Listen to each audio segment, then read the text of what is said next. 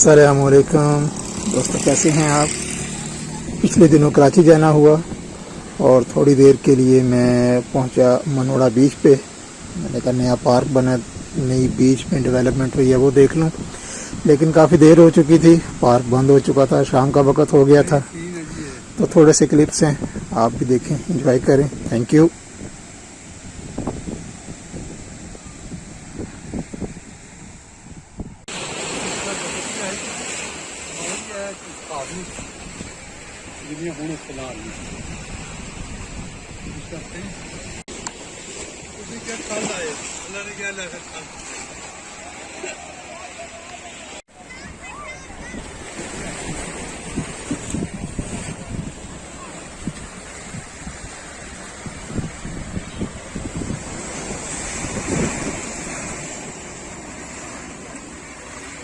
दोस्तों, वीडियो को लाइक कीजिए, शेयर कीजिए, कमेंट कीजिए, और अगर अभी आपने चैनल सब्सक्राइब नहीं किया तो चैनल भी सब्सक्राइब कर लें।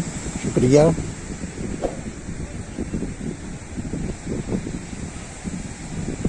कट गई हैं।